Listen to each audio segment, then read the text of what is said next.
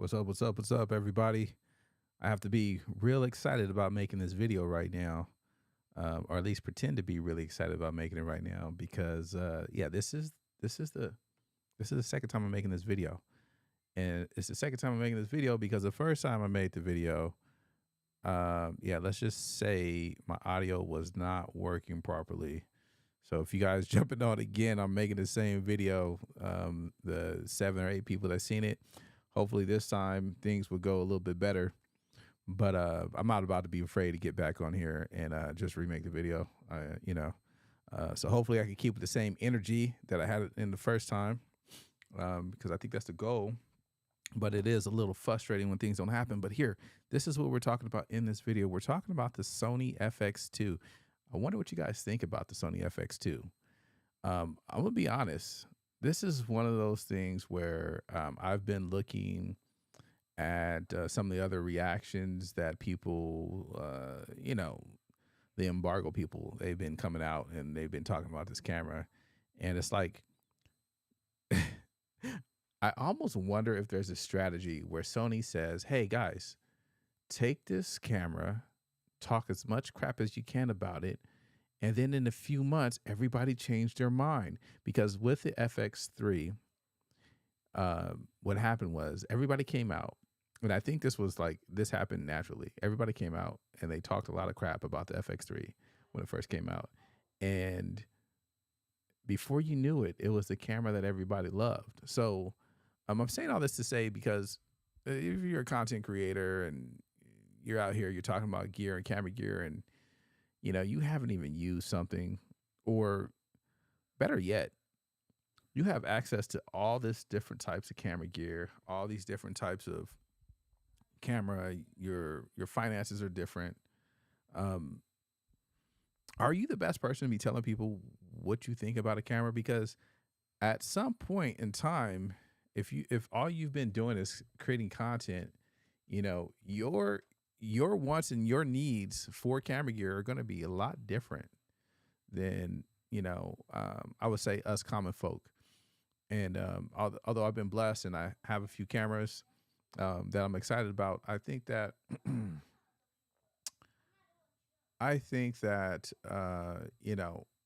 some of the stuff people are saying about these cameras are a little bit over the top. So I'm not going to mix too many feelings. We're just going to jump right into this and start talking and looking at some of these creators. So the first creator that I want to react to, their first impressions to the FX2 is going to be Kofi. Now, Kofi, brother, I love everything that you're doing. I love everything that you're representing. So, yeah, like I said, I'm not throwing any hate, any shade, anybody's way. I'm here to really just, kind of spark some of the things that I see. Yeah, you guys let me know what you guys think down in the comments. This time, if you guys jump on my live, please let me know if you cannot hear the audio, because I'm just sitting back, hitting play, thinking you guys hear everything that I'm saying, and not just hearing what I'm saying, but hearing everything that I'm seeing, that I'm showing you guys. So if you guys can't hear it, let me know, please. Let me talk for an hour. Do me some courtesy, common courtesy, and let me know. All right, let's jump into the first video. And I'm going to try to skip through this as much as I can. We're actually in the kitchen, and that's because I'm leaving a Cine Gear in like 24 hours, and I don't have time to make a fully fleshed out video, but I did get my hands on the Sony FX2.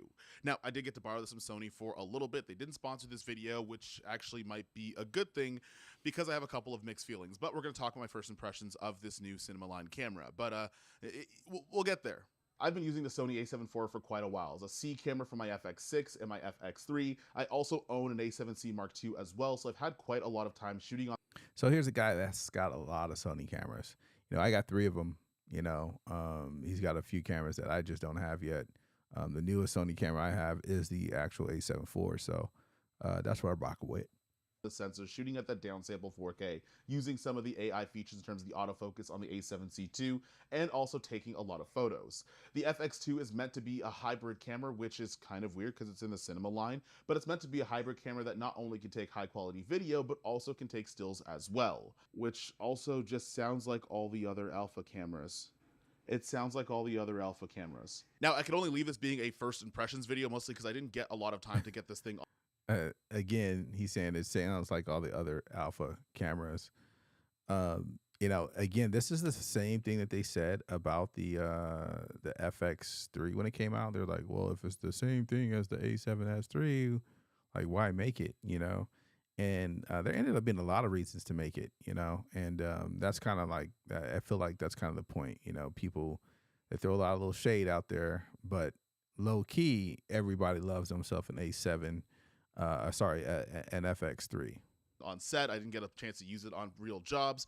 I've just been shooting around because I only have a couple of days until I have to leave again. But the first things first is that if I'm going to pick up a camera at all, it has to pass the hand test. Now, the hand test kind of refers to the idea that I have mutant-sized hands. I have very, very big digits. I have a very big palm, which means that I need a lot of grip and a lot of real estate on my cameras in order to. I'm actually curious how big his hands are because later in this video, he's holding like an FX6. And if you guys ever seen that video of Shaq holding a little water bottle in his hand, that's what the FX6 looks like in his hand. So he probably does got some pretty big hands. Hold them. This might not be a problem for you, but it's definitely one for me. And the FX2, despite the fact that it looks a lot like the Sony FX3, does have a much deeper and a much bigger grip, which actually is pretty comfortable to use. In fact, I'll kind of show you what I mean. Like this, it passes the pinky test. Like, look at that. Don't look at my ashy knuckles, but this passes the pinky test. So right away, in terms of the ergonomics, in terms of just hand holding this thing, I give it a pass in terms of the hand test, which was a question a lot of people actually ended up asking. Now, love it or not love it, there's going to be a lot of people. The one thing that I've never really had an issue with, and I know people talk about, is the grip. I mean, I've been hearing about this for a long time, but so many people got Sony now. I don't know if it's really still an issue, especially on a lot of the newer cameras That are going to use the Sony FX2 to make content with. And a nice added touch that I noticed that's on the screen here is actually, if I turn this vertically, you can see everybody's going to use the Sony FX2 to make content. I mean, to me, it's great because it's not as expensive as the lower end cameras, but it's pretty dope. So that the menu system actually changes based on the orientation you're going to look. So that was the vertical menu. I'm just going to put it over here, see if you guys can see that. And then when I change it back to normal, it's over here, which is actually really nice, especially when you want to have access to all your menu settings without using a monitor and you're shooting vertically.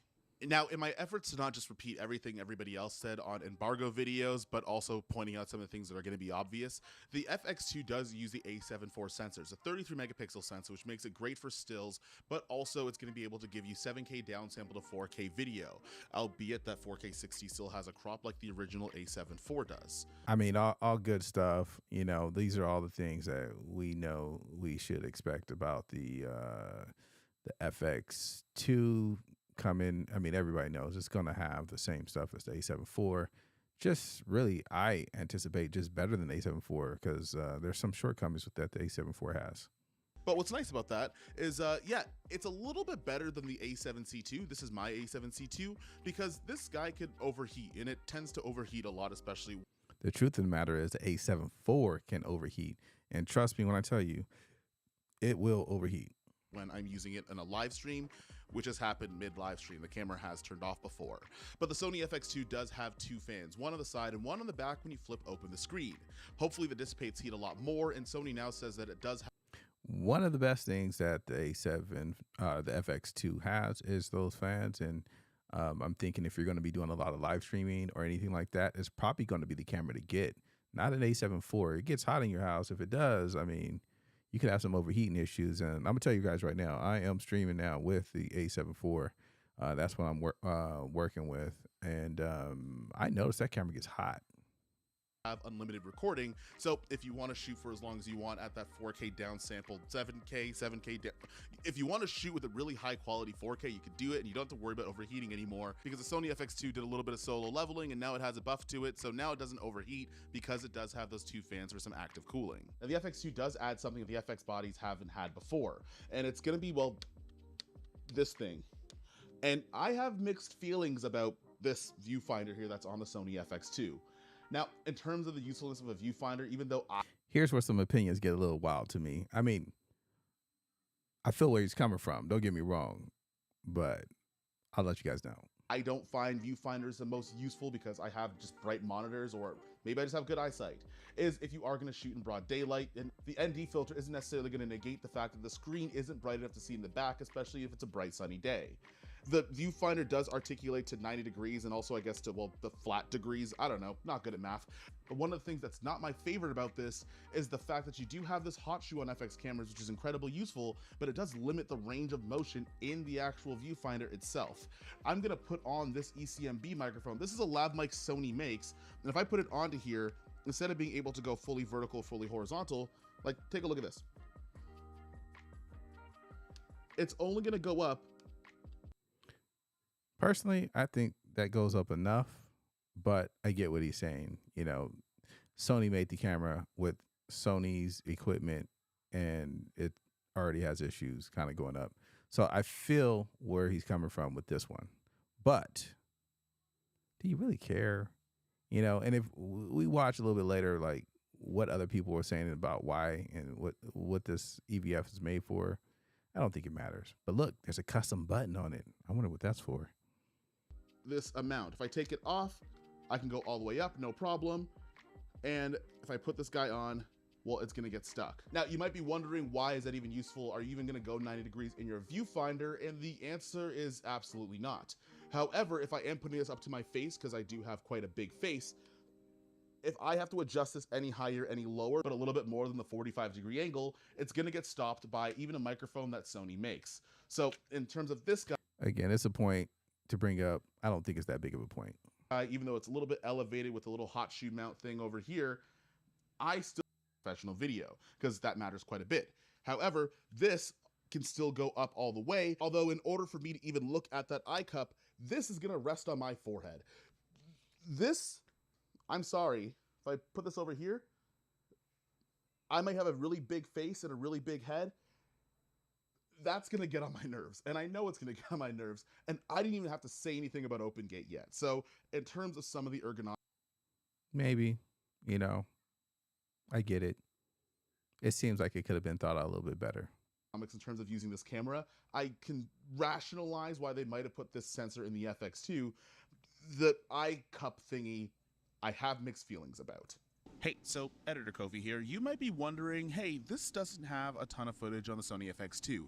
And believe me, there's a reason for this. Now, this video alone was going to end up being about an hour and a half, with this kind of first impressions being the first part of it, the middle part going to be comparing it to another camera, then also some final thoughts and other stuff afterward. It ended up being like 90 was going to be incredibly long. Okay, back to me yapping. Again, viewfinders might not be for myself, and this is something that I guess I find crazy that people are actually complaining about the Sony, the viewfinder. I mean, people were complaining about the FX3 not having one, and so they gave you a viewfinder. Now people are complaining about the viewfinder on the FX2. It's like one of those things. Can y'all are we gonna be happy about what Sony's doing? I mean, they're still innovating. They're still changing the game up a little bit. Some of the things that I really like about the FX2 that I'm excited about personally is the fact that it's a more affordable deal. But truthfully, the camera, like I said, I'm looking forward to is the FX3. I feel like that's going to be my last camera I purchased. That or the FX6, maybe Mark II or 3 or whatever it is that they got to come out with. A little bit more discreet of a viewfinder if I ever needed one. This is the Sony A7C II, which has the same sensor as the Sony FX2. The color rendition might be a little bit different, notwithstanding, but one of the things I'm going to say is that that viewfinder is going to be for a very niche user, which unfortunately just isn't me. Okay, so I stole the camera from Rich, but I want to show you something in terms of the viewfinder where the only application where I think it would work, but also kind of doesn't. So this over here is going to be a shoulder mounted system, and typically you would have a viewfinder in this scenario. You wouldn't necessarily. Here's where it gets a little crazy in my opinion. Like, look at that little tiny FX2 on that shoulder rig. Like, why is anybody going to do that with this thing? Like, get an FX6. You feel me? Like, get an FX6. Necessarily use a monitor, but because this viewfinder is fixed, it doesn't come off the center. If I want to put this, I'm just going to squat down and do this. If I want to use this, put it on my shoulder and still use a viewfinder, I have to like lean over to do this in order to make sure that I can see through this viewfinder because it doesn't come out. I can't just rest this comfortably on my shoulder and then have this come out, and whatever your body type is, however big your shoulders are, have something that works for that application. Now, the FX6 is gonna be a little bit different because there's, well, this guy. Now, you could always put a hood on this guy. You can get viewfinder attachments for this, but the fact that, like, I don't know, just imagine that I could do this. If I put this on my shoulder, I could move this part out a little bit. There's no loop Again, for the FX2. and this is, again, now he's comparing an FX6 to the FX2. To me, makes no sense. Again, Kofi, I love you, brother. I love everything that you're doing. I like that you're pumping out content, but I don't think all of us are in your realm of content creation, you know. And that's kind of what I'm saying. It's like, and then if you're rocking the FX2, you know, it's just a different tool. So these points, I get it, and maybe for controversy, but the masses that are going to be maybe purchasing this camera, they're not going to care about the viewfinder and what that looks like. So I just feel like, you know, bro, you went on this rant and rave about this this viewfinder for a while, and it's maybe a little bit overkill, and that's it, you know. So I get it, viewfinder, you don't like it, but you got an FX3 probably. If you haven't sold it, you know, you clearly got access to FX6, and you know, I'm seeing all the other videos you're making about the Lumix S3s and all that other stuff. Like, all that looks great. So you got a lot of access to a lot of cameras. But for people like me, I'm sticking in the same Sony family for one specific reason. I got lenses. I'm not changing these lenses. These lenses cost me money. If I were to sell them, I'm probably not going to get the same exact value for them. And so I'm kind of locked into the Sony family. Unless some sponsorships start coming and they start sending me other cameras, then at that point in time, I might start looking at some other camera gear and other systems. But until that happens, I'm pretty invested. I got a lot of gear that Sony. So for that viewfinder, which makes things a little bit harder to use. The FX2 does have a new stabilization mode, which is really handy, especially because it's been featured on other cameras like the ZVE1. So I'm gonna stop it right there for a second, and then I want to pull up another video. I think the video I'm gonna pull up Is however big your shoulders are. Oops. I think the video that I'm gonna pull up is gonna be a video that was created by Armando. Here's two. Let's see if we can find it. Armando. Oh, can't find it. Where do you go? Let's go type in Armando. And I thought this video was pretty cool. And if you guys haven't seen it, had an opportunity to watch it, I suggest you guys do. Let's see if we bring it up here. Right. So this video is pretty dope because they brought the product manager in actually for Sony to actually watch this video. And so I think it's actually pretty good because you know, you kind of get to hear it from the horse's mouth, you know. So let's go ahead and watch that real quick. React to that. you know, I said this in my video. This is obviously, you guys designed this. It's a cinema camera. Why has Sony only given us 1.3x and 1.5x anamorphic D-squeeze? Now, I got to talk. We got to get a little juicy here with the questions because I know people are going to ask, how come you didn't talk about open gate? Yep. I know people are going to ask that. So what's up, everybody? I'm here. I was part of the Sony briefing, but I want people. And low key, I think that Armando and I might be neighbors. Not like neighbors, but like we live in the same city. So Armando, if you hear me, man, hit me up, you know.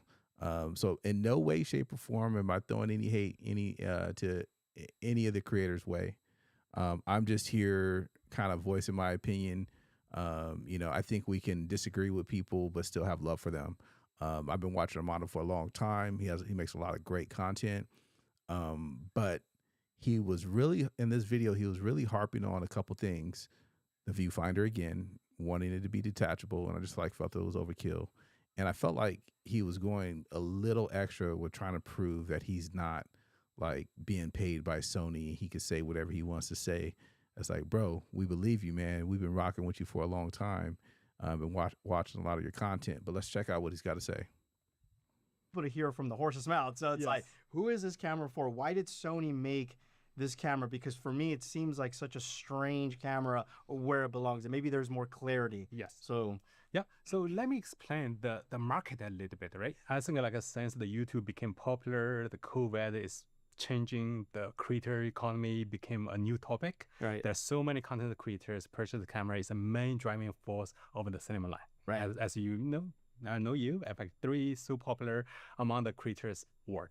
And on these particular cameras, and definitely it's a cinema line first, right? I know a lot of creators use the cinema line, but the cinema line only, the creator is only a portion of the customer of the cinema line. They're different. Like for example, even though when you look at these cameras, you can think of, hey, how can you use this one with Venus or Browno? Like for example, but actually, for example, our current FX3 and FX3 and FX30 have done some limitation to work with the Cine Alta. Like for example, I'm working with the DP who is going to shooting a I think that's those are some good points. I lost a little bit of lighting there. I'm gonna have to fix that here in a second. But he kind of makes some good points right there when we're talking about, or when he's talking about, you know, they made it specifically for, I guess they're saying it's a cinema camera first, and you can kind of really, it's the same concept though to me with the FX3, cinema camera first. But now this takes it one step further because guess what? Not only is it a cinema camera first, it's got a 33 megapixel sensor, something that the FX3 didn't have. So, so you guys, we're gonna change camera angles a little bit, and we're going to, I'm going to go ahead and push play, and then I'm gonna fix my lighting. Super 35 format with Browno and Venus, and he needs some crash cam.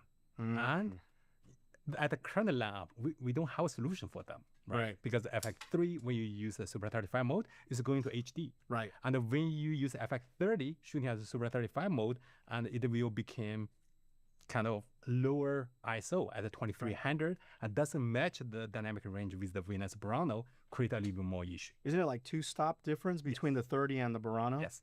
30 and the Browno is about 2 stop different. And this camera is only 1 stop.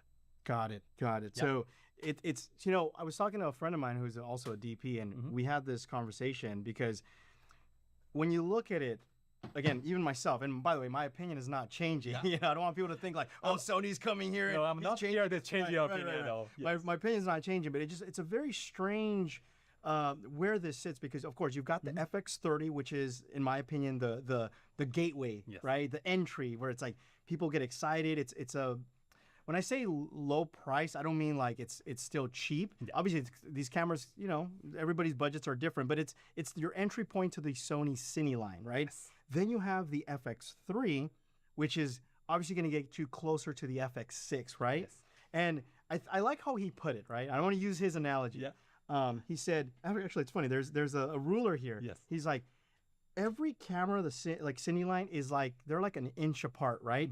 You've got the FX30, which is about an inch apart from the FX3, which is another inch apart from the FX6, and so on and so forth, right? This one is like a 1/4 inch, right? And I think that's really the confusion as to why Sony made this camera, right? And also too, why the A7 IV sensor? I think people want to know that. Yes. So basically, I think FX30 is a great starting point for the filmmakers. It have all the filmmaker features, 4K 120, and the amazing performance, great picture quality, and you got everything, right? However, it have a little bit limitation of photo functionality. You can only take a single photo. You cannot use flash. But you know, we all know that more and more people became hybrid. Right. And the people taking photo and video all the time together, and the photo. And that's the thing. It's like if you do have an FX3, a lot of people are looking for something that is going to put them in an area where they can still take some pretty good pictures. Of course, you got a lot of people shooting a lot of behind the scene content. And I mean, the less gear you have to carry, the better, at least in my opinion. So it makes sense to me. I like the story he was telling about the DP. You know, they're pairing this with some of their higher end cameras, and I think that's interesting, you know. photographers starting to take video, and also all the videographers take more and more photos. Right. That's the reasons actually we see a lot of the application people carry 2 cameras, and we see actually people carrying FX6 with A7 IV. Right. We see like people like actually some wedding photographer even bring one of the A7 IV and one of the FX30 with them, one for photo, one for video. So there definitely that's a combination, that's enough application who will appreciate cinematic style video at high quality and also a great photo functionality. This definitely feels reverse of what like most hybrid mirrorless cameras are. Like they're very photo focused first with incredible video features, where this feels the opposite. You've got an incredible video camera that has photo features, and I think that's where the wires are getting crossed. Yes, you nailed it. Actually, I think that's a lot of time people got confusion about that. Is this one is a cinema line camera first? Is focused on the video production. That's the reason actually. I mean, it's the same thing that they said. Again, let's get to the other stuff. When we designed it, it needed, as you explained, they said almost like a new concept is a cinema camera can take amazing photos. As a result, the photo resolution is also a consideration. The one thing that he talks about in here, and I'm not sure if we're going to get to it, and I like is that you can use the same LUT, I believe, in photo mode as you can in video mode. So if you want to put like a cinematic LUT on your photograph, done deal. So that's pretty dope. And one of the things like think about the set photography. Do you know what's the most popular camera on the set photography? I have no idea. Probably maybe a A7 IV. No, what's a good light camera that can take good photos? A7S III probably. Yes, actually you nailed it. Actually, A7S III is the #1 set photography. That's crazy. Cameras. I would have never known that. Yeah. Just think of that. There's a need, even though their creators use A7S for creating social media content, but actually some of the professionals use that one for photo functionality. Interesting. So we can see a lot of in the movie set, actually people maybe gonna prefer to use this one because they will take a better video and even can matching the movie set if you apply the LUT. Interesting. Now, I want to talk about the EVF because that was an interesting choice. And yeah, that whole cinematic aspect of the photographs and all that other stuff, I really like that, those concepts. So here's where our model gets into talking about the EVF. Honestly, I felt like this part of the conversation got a little awkward, but my guy went in for it. Let's go. I have to say, personally, I see the benefits of an EVF. I don't want to dismiss, and I even said it in my video. There's going to be people that are going to like it. In fact, even holding it, and I used it. Oh, I even told you, off camera, I was like, I like the EVF, but there's one thing I do wish that the EVF would be able to do, and that's why didn't you guys make it removable? Like, as a consumer, my first initial thought was, I think the price is fair. See, here's the aspect that I honestly don't agree with. Do we really want to make the EVF removable? I mean, you guys tell me, am I tripping about that? Because personally, if I have a removable EVF, then that means it's an extra thing that I got to carry around. It's an extra thing I got to remember to bring with me just in case I need it. I don't want to do that. And I guess I kind of get it, maybe if you are a DP, but I don't know.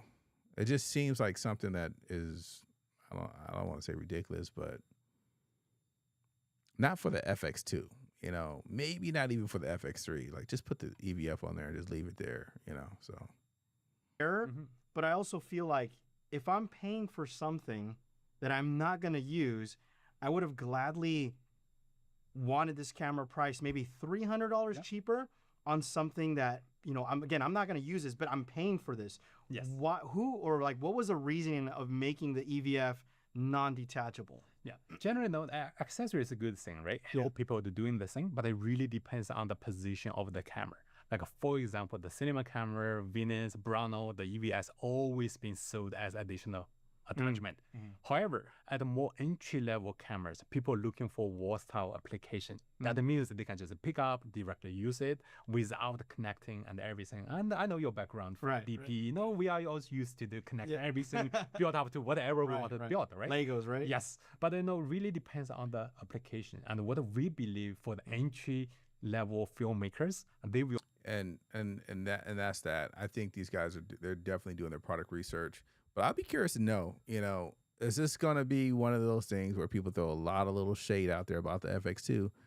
But I bet everybody's going to be rocking it and using it, especially if you're just making YouTube videos, especially if you're just rocking it with the family. Like this is, especially if you're doing cool little documentaries. Now you can put an XLR handle on it. You can actually get this to a professional level. Maybe you don't have the A7S III sensor on it, but it's still pretty good. It's still pretty dope. It's not the low light king, but it's still pretty. Man, I'm recording with the A7 IV right now. It's beautiful images that it creates. You know, it's got good color. You know, so I don't know. I mean, I use it locked off. It's not like I'm doing any sports or action, so it's not like I need a faster readout on the sensor in most situations. You know, so at least that's where I'm at with it. You know.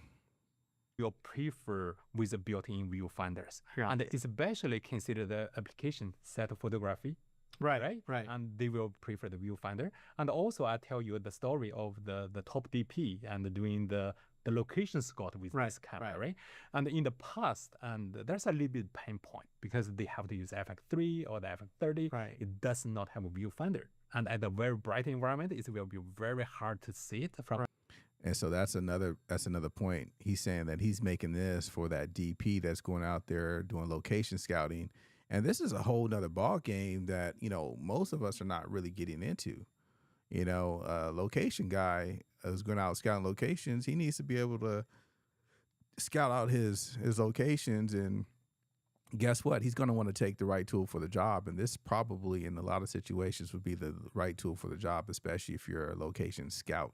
You know, it's a really good camera. You can put it in different unique positions. The EVF is adjustable. You can rig it out if you want. You can hook it up and have it as a crash cam. So personally, I'm really excited about the FX2, although I'm probably not going to buy it. At least right now. Maybe if I replace my A7 IV in the future, but I'm saving my money for the FX3 Mark II. What are y'all saving your camera gear, your money for? That's what I'm looking for, the FX3 Mark II. I'm not really looking for, I mean, the Lumix, it looks cool. The open gate, all that sounds good. But like I said, I'm invested in Sony lenses already. And I have a few bodies, and, you know, I don't really want to switch things up. So I'm good. I'm good right where I'm at. I kind of like a simplified workflow. Give me the same cameras. Most of my lighting around the studio are Amaran because I can all hook them up to the Sidus Link app. Yeah, I like Apple products because they can all communicate together, but they do have some limitations when it comes to all that. So those are my thoughts. A small screen, and you can of course have a bigger screen. That means you're more attachment, you're going to carry more stuff, power supply. Now it became a team, not only one or two people. Right. Now with this one, you can just apply a LUT, and even when you go to the location, you are not sure which LUT you're going to use. You can have 4 or 5 pre-built LUT. When you go there, change the LUT, you know exactly what it looks like. That's just an example of the high-end applications, right? And for example, I'm a photographer. And one of the things like, and I take a lot of micro shot. And I need to go into the flow and point to the bug all the time. And these kind of designs are like a very, very useful, right? So basically when we design that, we are not only designed for one purpose, we are more thinking about how we can make it easier for everybody. Ease of use, I understand. And again, I will say though, after playing with it here and using it, I do like the EVF a lot. Like my initial thought was like, what is this? You know, he likes it. And I, playing with it, I'm like, I do like it. I still wish it would have been removable, but I understand what Sony's point of view. But the one he likes the EVF, but he wishes it was removable. I guess that's just his own personal take, and that's the great thing about opinions. You know, we all have our own opinions, but I'm making this video too because I'm just trying to give a different perspective because at the end of the day, guess what, Armando?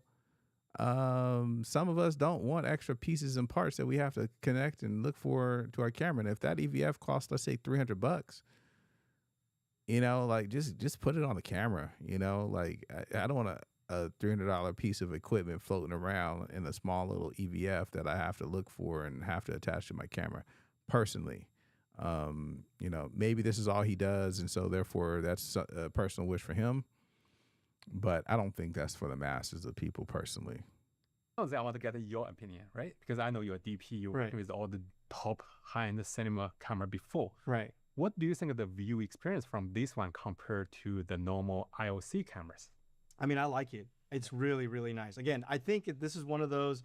I hate to say this, you're gonna have to try it in person to really, and I think this is another reason why I wanted to make this video, because I think a lot of opinions get skewed, especially when you don't have the camera physically, in the hand and play with it. I think this happened a lot. I don't even know if you remember this, but the EOS R was one of those cameras that was like a wildfire for Canon, especially because it had a.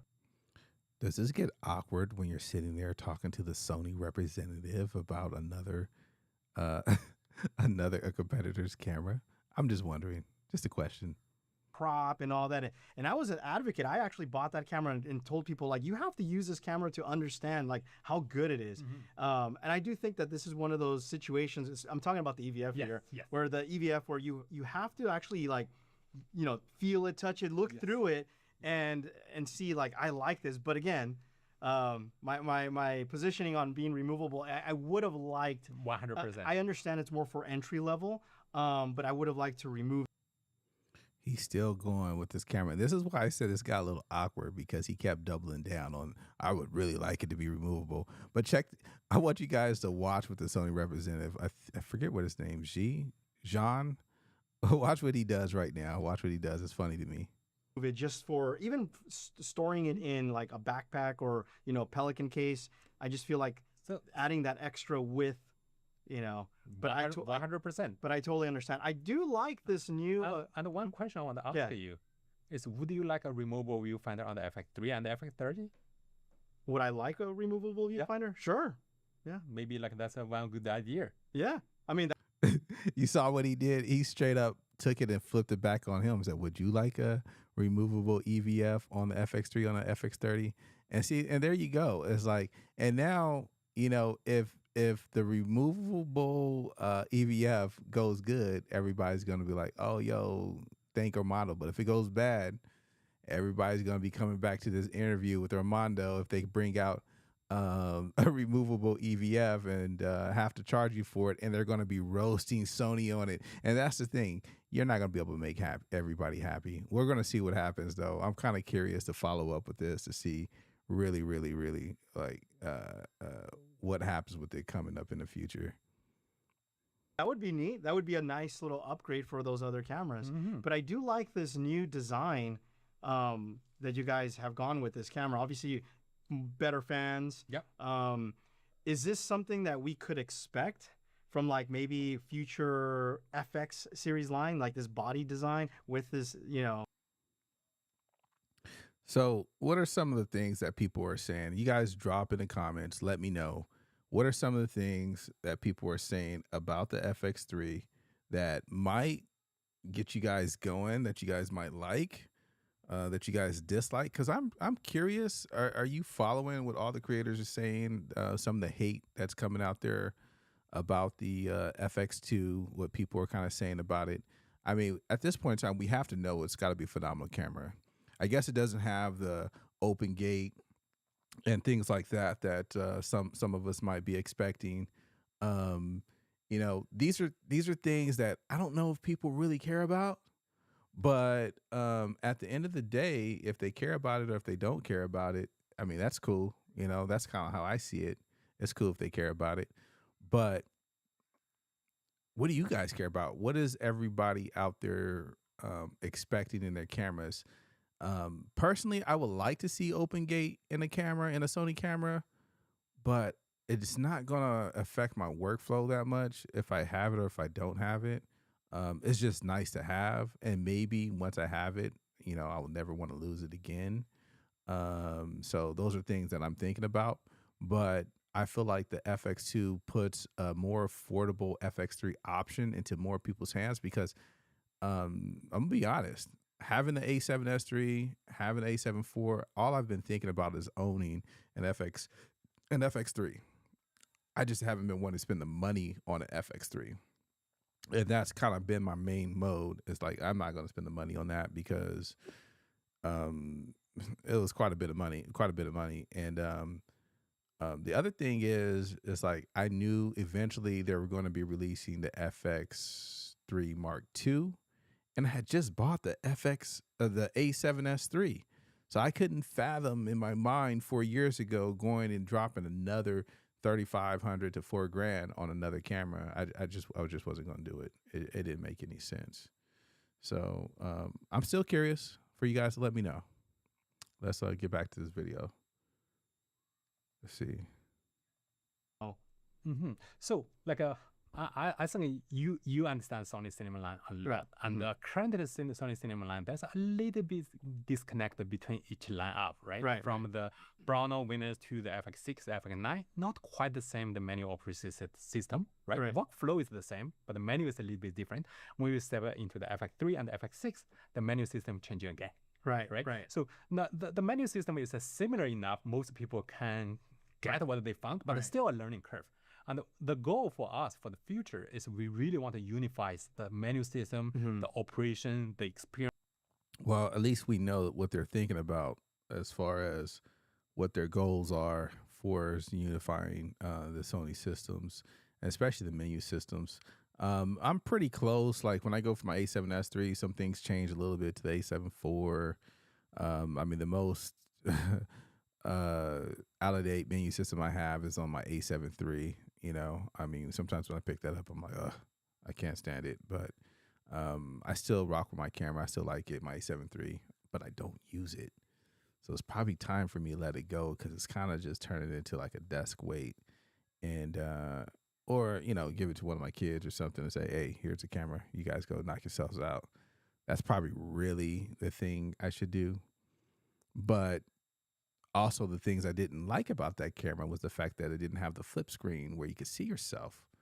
So that's probably one of the biggest reasons why I don't use it. So if I think about giving it to my kids and they want to use a camera, realistically, it's like, okay, buy here it is. I buy the FX2,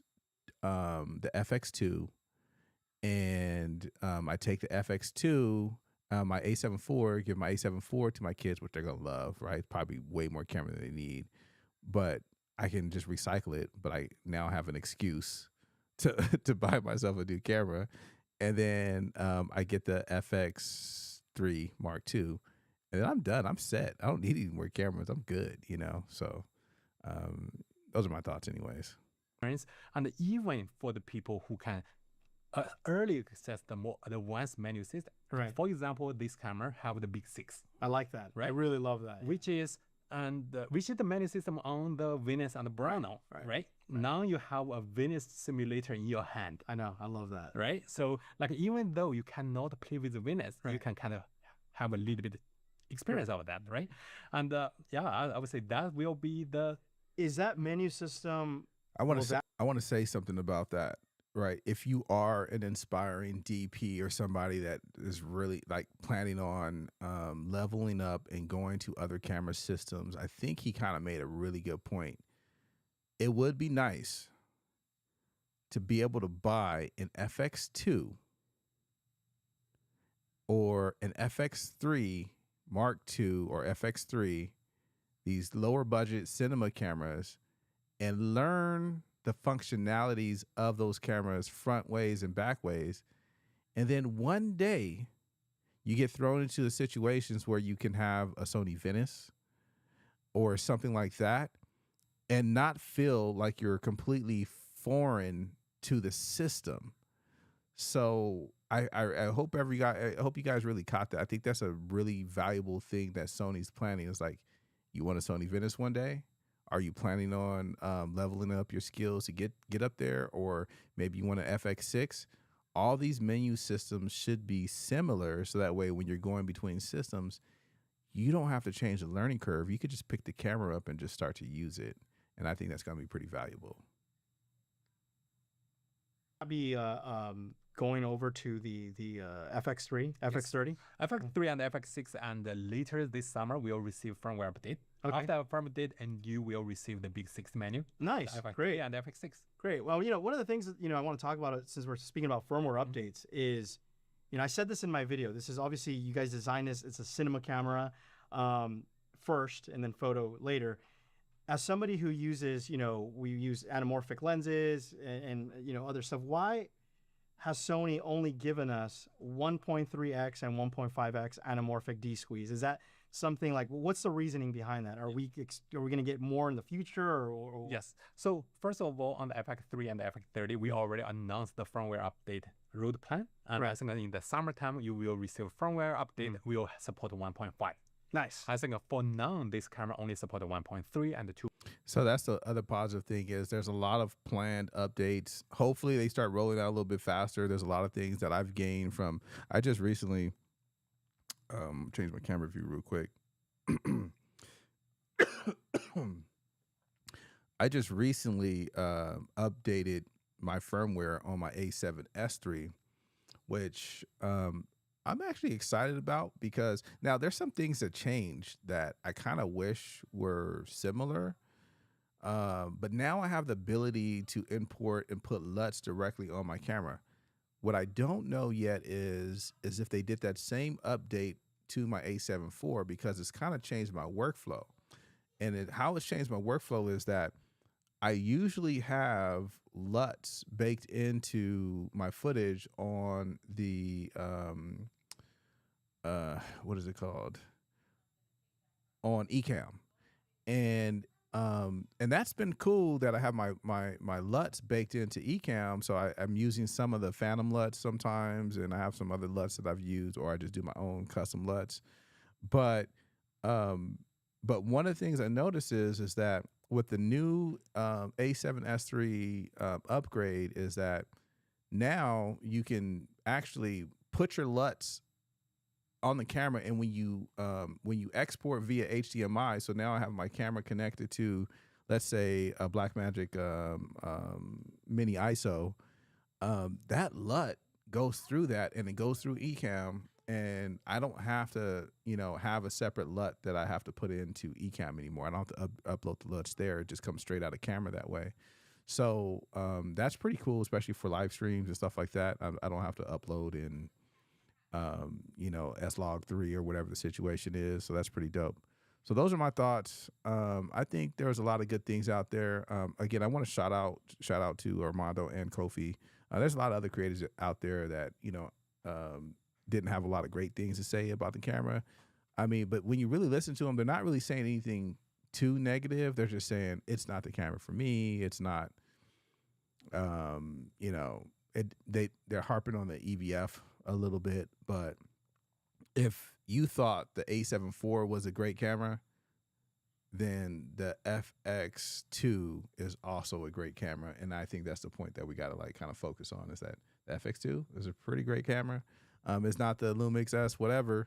I mean, I don't know if the picture's so much better. One day, maybe God will bless me with the opportunity to test out that picture. But honestly, I mean, this 10-bit on the Sony, I've been happy with it. I can't complain. You guys tell me what you guys think.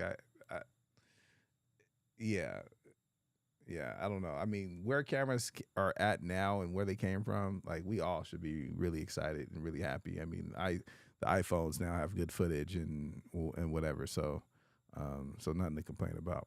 But anyways, that's going to be the video for now. I'm 48 minutes into this live stream. This is my second time shooting it. And I'm just going to go ahead and cut it out and end this here. But thank you guys for stopping by. Still drop some comments in. I'm going to be checking the comments from time to time, seeing what you guys think about the FX2. And let me know if you like these live streams. I'll definitely come back. Again, my name is Osias Boyd, and I'm out here doing live streams and, trying to find my path here on YouTube. You guys take it easy. Thank you guys for stopping by. Peace.